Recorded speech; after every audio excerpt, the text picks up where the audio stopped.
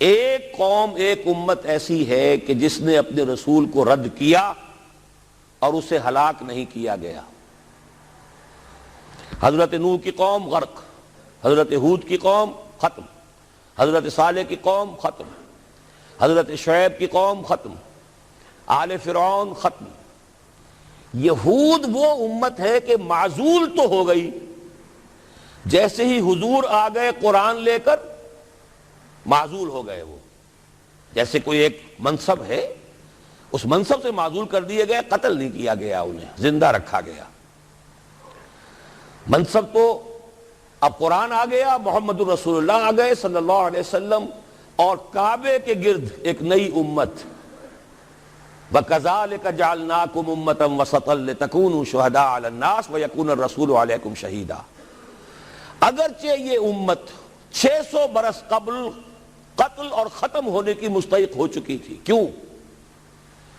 600 برس قبل آئے تھے حضرت مسیح علیہ السلام، اور قرآن میں بھی ہے اور موجودہ بائبل میں بھی ہے کہ حضرت مسیح کو اسرائیل ہی کی طرف بھیجا گیا۔ صرف سورہ آل عمران میں ہے رسولاً الی بنی اسرائیل، یہ تو صرف محمد الرسول اللہ صلی اللہ علیہ وسلم ہے جنہیں پورے عالم انسانیت کی طرف بھیجا گیا، کوئی اور رسول تمام انسانوں کے لیے مبعوث نہیں ہوا۔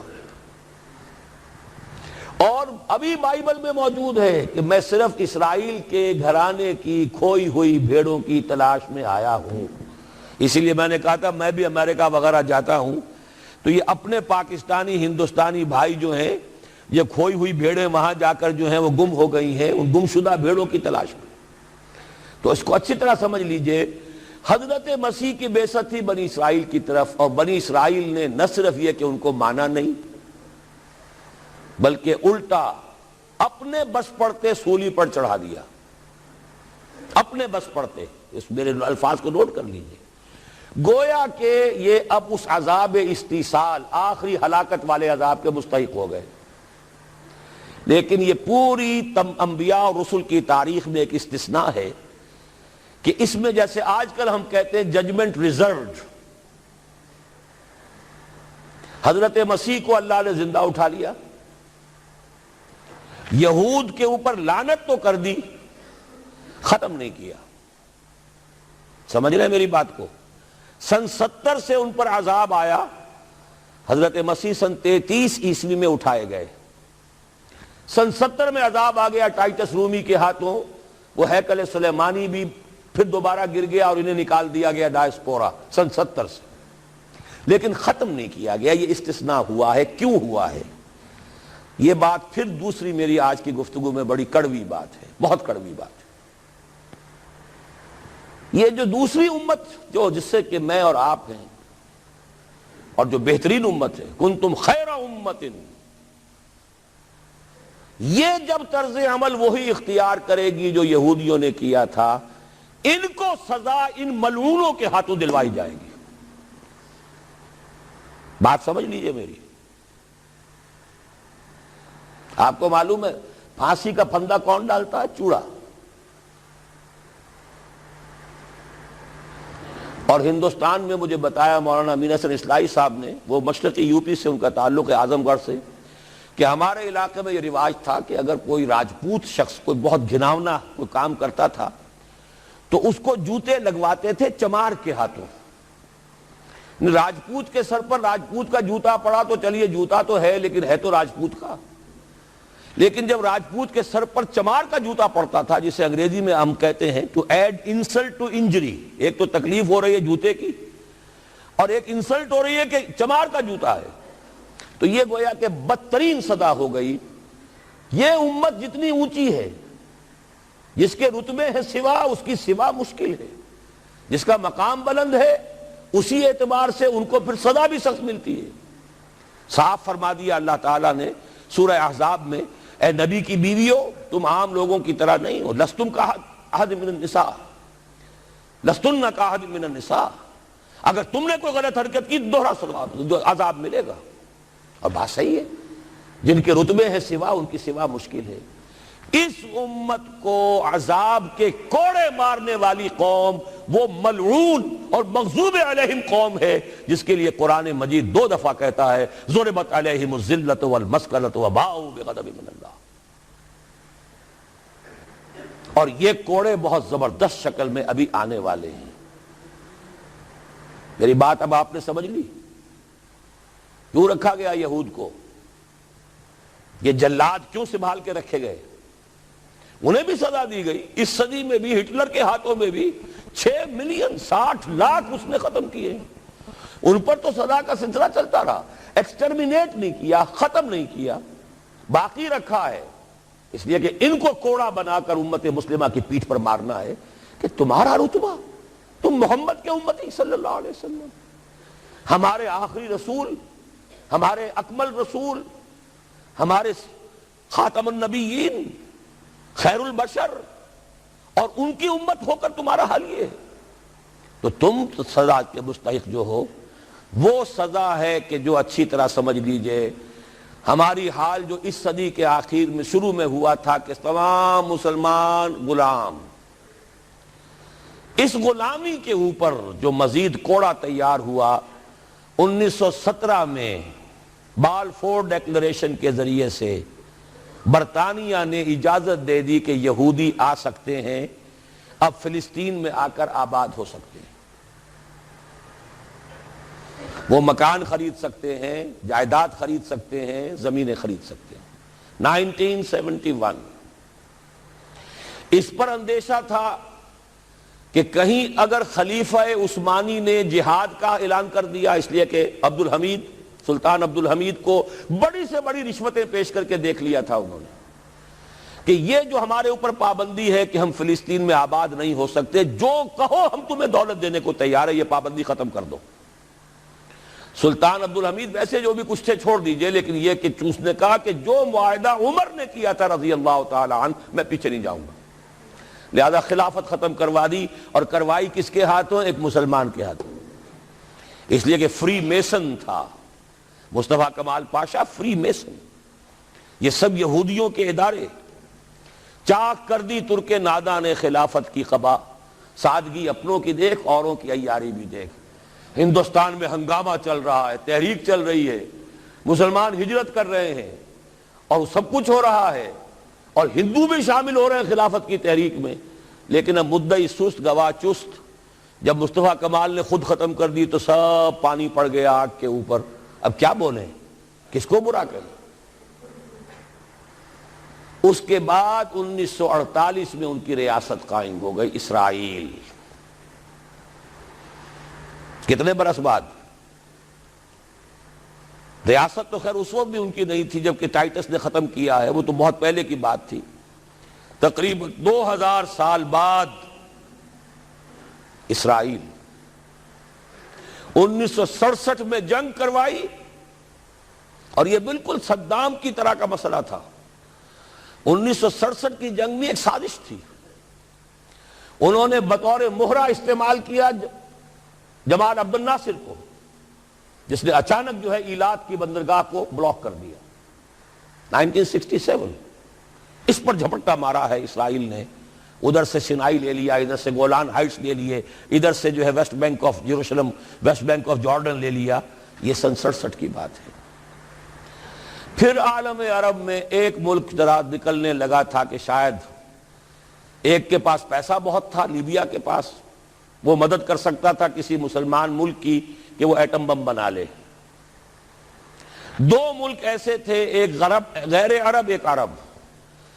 عراقیوں کے پاس کچھ صلاحیت معلوم ہو رہی تھی کہ کچھ دانت شاید نکل آئیں, جیسے دودھ کے دانت ہوتے ہیں تو شاید ایٹمی دانت نکل آئیں. وہ بھرکس ان کا نکالا ہے. ایک دفعہ جا کر آپ کو یاد ہوگا ہوائی جہاز گئے اور سب کا تہس نہس کر کے آ گئے, اور وہ سخت جان قوم نکلی, انہوں نے پھر کچھ بنا لیا. تو پھر وہی 100 دام جال, پھر وہ 100 دام جو ہے جال کی شکل بچھا کر, اور جو پھنسایا ہے تو اگلا پچھلا کھایا پیا سارا اگلوا لیا. نتیجہ کیا نکلا؟ جنگ خلیج کے بعد اب عالم عرب پورا کا پورا اسرائیل کے سامنے سرنگوں ہے. وہ شاہ حسن ہو یا شاہ حسین ہو, کچھ تو پہلے ہی اپنے تھے، چاہے شاہ فہد ہوں اور چاہے حسنی مبارک ہوں، اب رہ کون گیا؟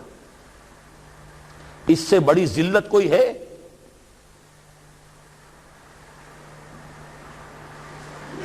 جن کے ساتھ ایک میز پر بیٹھنے کو تیار نہیں تھے، جن کے ساتھ گفتگو کو تیار نہیں تھے، اور بلا کر کہاں کھڑا کیا ہے؟ آؤ میڈرڈ میں، اسپین میں آؤ، اسپین سے شروع کروائیں گفتگو۔ اور اسپین کون سی جگہ ہے؟ مسلمانوں کا دنیا میں سب سے بڑا قبرستان، جہاں 800 برس حکومت کی اور پھر ایک ایک بچہ ختم کر دیا گیا، نام و نشان مٹا دیا گیا۔ 1492 میں فال آف گرینیڈا ہوا ہے، سقوط غرناطہ، اور 1992 میں ٹھیک 500 برس بعد یہ نیگوسیشن شروع ہوئی ہیں میڈرڈ کے اندر۔ اور اب جو صورتحال ہو رہی ہے، آپ اخبارات میں پڑھ رہے ہوں گے، وہ نام نہاد صلح کو توڑنے کے اوپر تلا بیٹھا ہوا اسرائیل۔ کیا ہوگا؟ ابھی میں ادھر جانا نہیں چاہتا۔ بہت بڑا ہنگامہ آ رہا ہے، بہت بڑا ہنگامہ آ رہا ہے، اور سب سے بڑا یہ عذاب کا کوڑا جو ہے یہودیوں کے ہاتھوں کس پر پڑے گا؟ عربوں پر۔ کیوں پڑے گا؟ اس لیے پڑے گا کہ اس امت مسلمہ میں عربوں کی فضیلت سب سے اونچی ہے۔ اصول تو وہی ہے، جن کے رتبے ہیں سوا ان کی سوا مشکل ہے۔ عرب کون ہیں؟ جن میں سے حضور تھے صلی اللہ علیہ وسلم۔ یہ رتبہ بلند ملا جس کو مل گیا، ہر مدعی کے واسطے دار و رسن کہاں۔ عرب کون ہیں؟ جن کی مادری زبان میں اللہ کا کلام ہے۔ مجھے اور آپ کو 100 پاپڑ بیلنے پڑیں گے قرآن کو سمجھنے کے لیے، ہماری بہت عظیم اکثریت تو پھر بھی نہیں سمجھ سکے گی، ترجمے پڑھ لے گی زیادہ سے زیادہ، اور کیا کرے گی؟ ان کی مادری زبان۔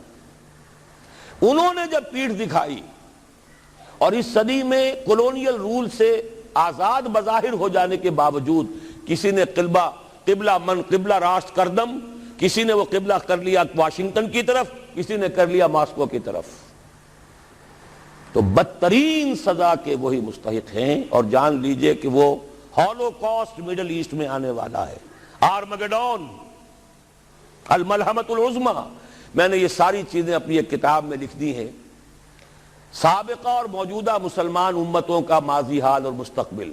ایک موجودہ امت مسلمہ ہے ہم، ایک سابقہ امت مسلمہ ہے معزول شدہ، وہ ہیں یہود، اب بھی موجود ہیں، امت موسیٰ ہے، صاحب تورات ہے۔ ان کا ماضی کیا ہے، حال کیا ہے، مستقبل کیا ہے؟ مستقبل میں سب سے بڑا پیچ جو پڑنے والا ہے، جیسے پتنگوں کا پیچ ہوتا ہے، ان دو امتوں کا ہے۔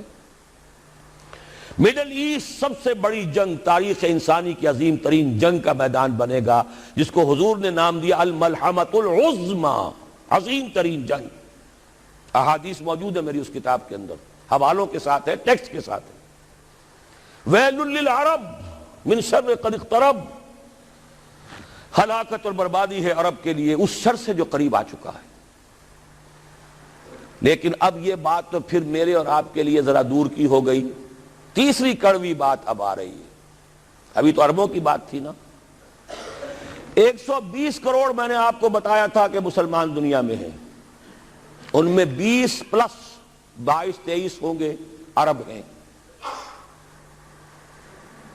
باقی 1 ارب 100 کروڑ یہ کون ہے؟ نان عرب، امیین، امیین نہیں آخرین، امیین تو وہ عرب ہیں۔ ان میں سے بقیہ میں سے سب سے بڑی مجرم قوم میں اور آپ ہیں۔ ہندوستان کا مسلمان نہیں، انڈونیشیا کا نہیں، ایران کا نہیں، ترکستان کا نہیں، افریقہ کا نہیں۔ 20 کروڑ عرب اور 10 پلس 11 ہیں یا 12 کروڑ ہیں، کتنے بھی ہیں پاکستانی نمبر 2 مجرم۔ کیوں؟ انہوں نے ایک ملک بنوایا اسلام کے نام پر، لاکھوں انسانوں کی جانیں گئیں، ہزارہا عصمتیں لوٹی، کتنا بڑا تبادلہ آبادی ہوا، کتنی مسلمان عورتیں ہندوؤں کے قبضے میں رہ گئی۔ کس نام پر؟ ہمیں اسلام کے لیے ملک چاہیے۔ قائد اعظم نے فرمایا ہم اس لیے پاکستان چاہتے ہیں کہ اسلام کے اصول حریت و اخوت و مساوات کا ایک نمونہ عہد حاضر میں پیش کریں۔ 50 برس ہو چکے ہیں،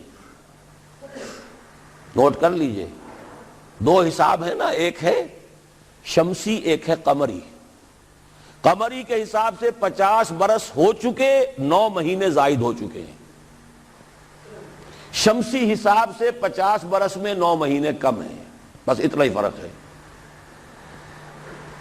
اگلے اگست میں ہو جائے گا نا 50 برس کرسچین ایرا سے، 1997 1947 اگست تک کتنے مہینے رہ گئے؟ اور قمری حساب سے جو گزشتہ رمضان مبارک تھا اس کی 27ویں کو 50 مکمل ہو چکے، آگے 9 مہینے اور گزر چکے، ہم بالکل بیچ میں بیٹھے اس وقت۔ تو اسلام کہاں ہے؟ پاکستان بننے کے بعد ایمانداری سے دیکھیے کس چیز میں اضافہ ہوا ہے۔ بدمعاشی، عیاشی، جھوٹ، فحاشی، عریانی، بے پردگی، غبن، بد امنی، لوٹ مار، بڑے سے بڑے جرائم، گھناونے سے گھناونے جرائم، سب میں اضافہ۔ وہ اصول حریت و اخوت مساوات کہاں ہیں؟ ساری معیشت سود پر، اللہ اور اس کے رسول کے خلاف اعلان جنگ۔ آج ہم IMF کی ایک اسامی ہے، کورٹ آف وارڈ ہے، کتنے کھل کر باتیں ہمارے پہلا رب نو یار دا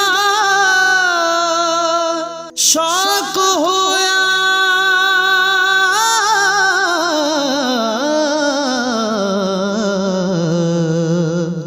نبی پاک دا کرن جمال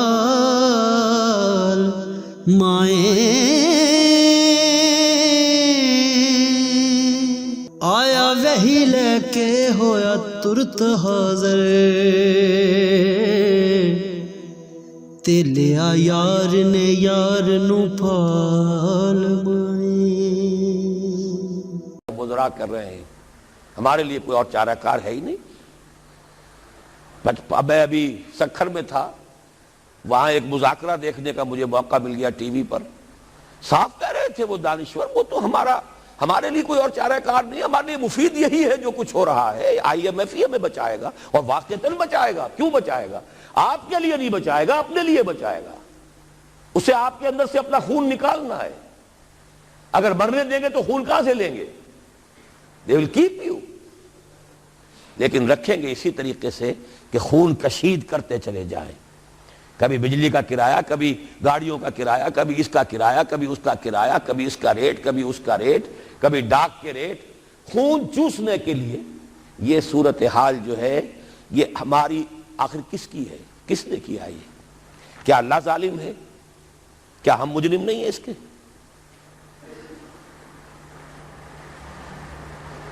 یہ اجتماعی جرم، اور کوئی ملک اسلام کے نام پر نہیں بنا، اچھی طرح نوٹ کر لیجئے۔